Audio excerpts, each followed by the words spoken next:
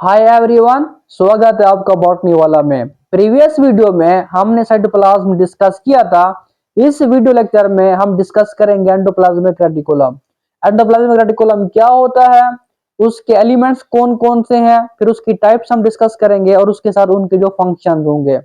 अगर हम इटमोलॉजी of endoplasmic reticulum की बात करें तो endo means inside, plasm means cytoplasm, और रेटिकुलम का जो वर्ड है ये हम किसी भी चीज जो नेटवर्क बनाए उसको हम क्या बोलते हैं, रेटिकुलेट। अगर हम बात करें एंडोप्लाज्मिक रेटिकुलम की तो एक्चुअली एंडोप्लाज्मिक रेटिकुलम हमारे पास क्या है, interconnected network of tubules and cisternae जो के स्प्रेड होते हैं throughout the cytoplasm from nuclear membrane to plasma membrane. तो एक्चुअली एंडोप्लाज्मिक रेटिकुलम एक नेटवर्क है सिस्टर्निया प्लस ट्यूब्यूल का।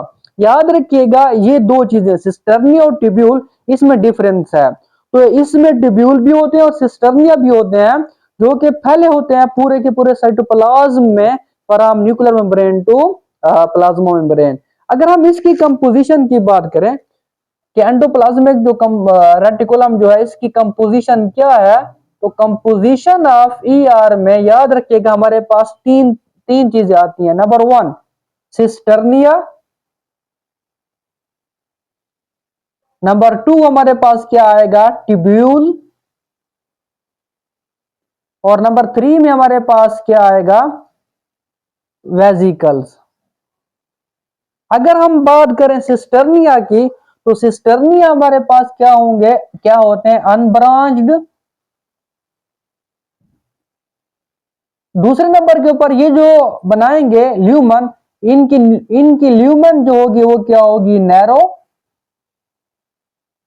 तीसरे नंबर के ऊपर आप ये कह सकते हैं कि cisternae are close to nuclear membrane, और इसके बाद सिस्टर्निया आर स्टडीड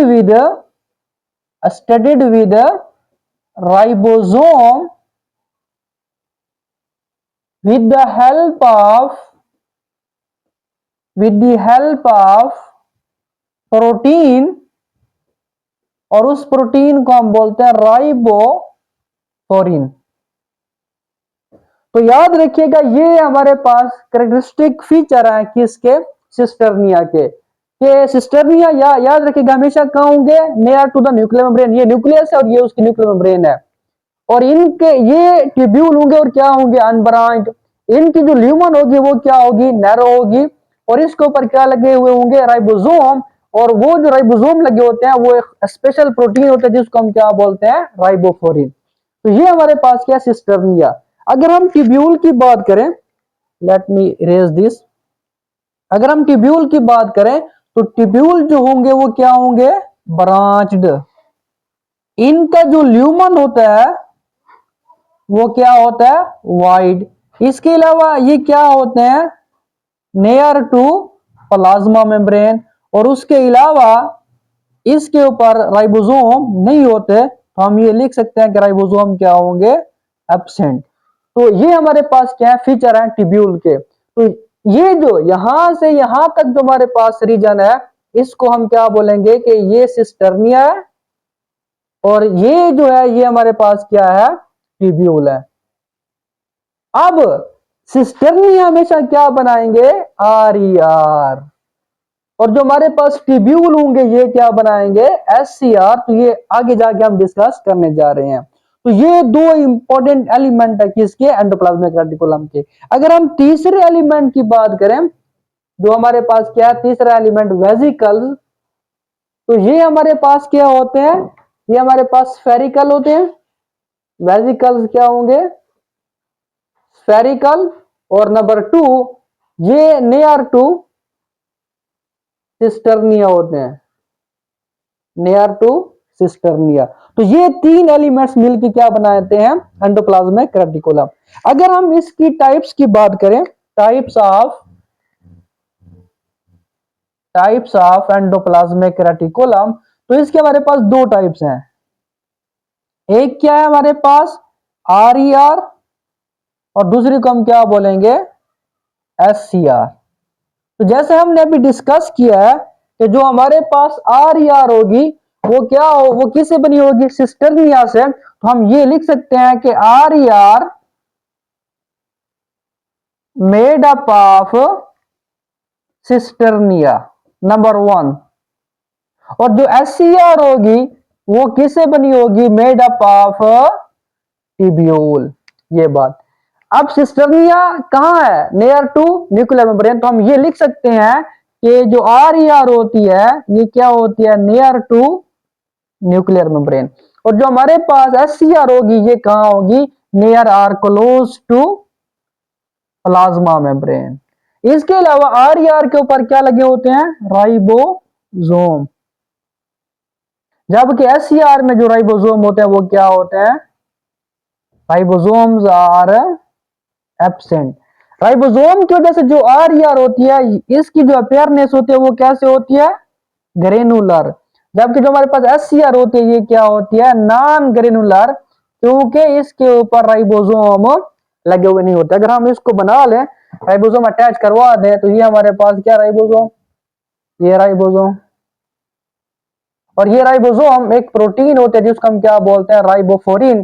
तो ये क्या बनाते हैं, आर ई आर बनाते हैं। अगर हम फंक्शन की बात करें, अब चूंकि रफ एंडोप्लाज्मिक रेटिकुलम के ऊपर राइबोसोम लगे होते हैं, तो इसका जो मेन फंक्शन है वो क्या है, प्रोटीन सिंथेसिस है। इसके अलावा ये क्या करती है, ट्रांसपोर्ट ऑफ मटेरियल करती है।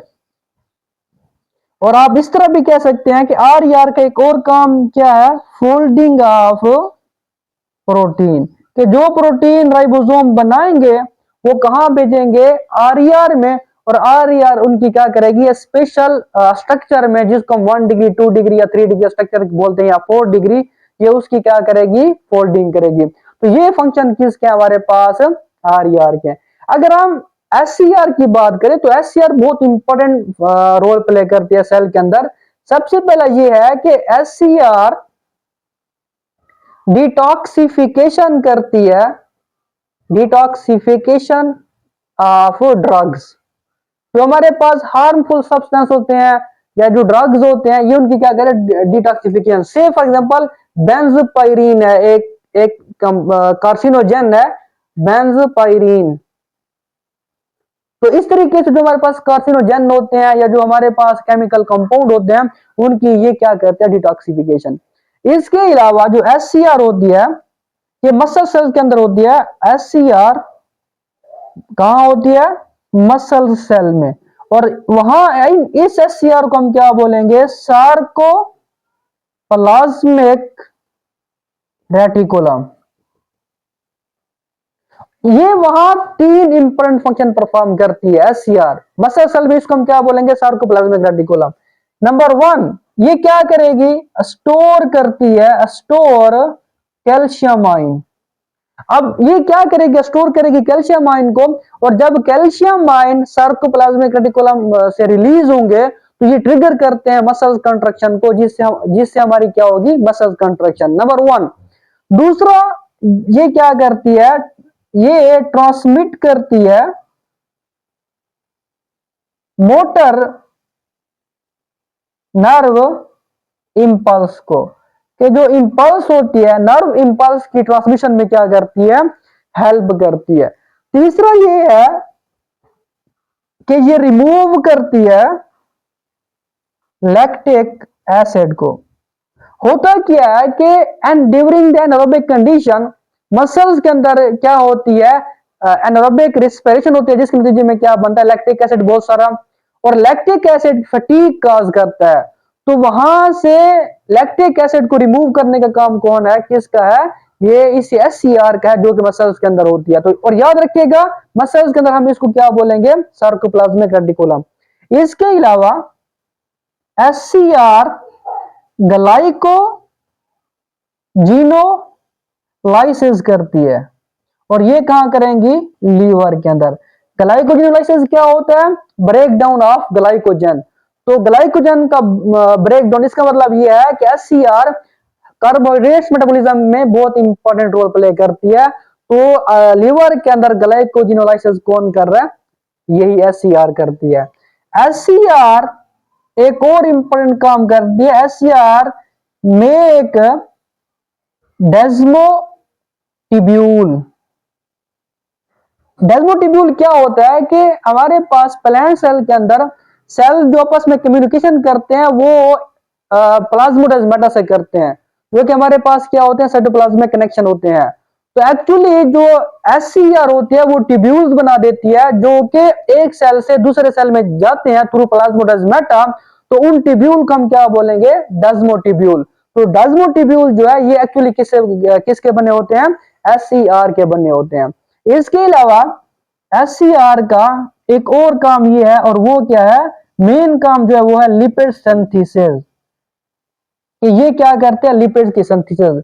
फॉर एग्जांपल हमारे पास फॉस्फोलिपिड्स हो गया, ये भी क्या बनाएगी? एससीआर। सेल के अंदर मोस्टली बहुत सारे ऑयल्स होते हैं, ये भी ये बनाते हैं। और इसके अलावा स्टेरॉइड्स जो होते हैं, और स्टेरॉइड से जो बहुत सारे हार्मोन्स बनते हैं, कॉर्टिकोस्टेरॉइड्स है, टेस्टोस्टेरोन है, तो जितने भी ये लिपिड्स है, तो लिपिड्स की सिंथेसिस कौन करती है? यही एससीआर करती है। तो ये these are the most important functions of SCR.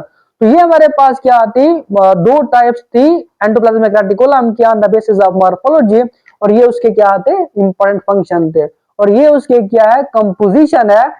तो एक्चुअली हमारे पास जो एंडोप्लाज्मिक रेटिकुलम है उसके अंदर 3 एलिमेंट्स होते हैं।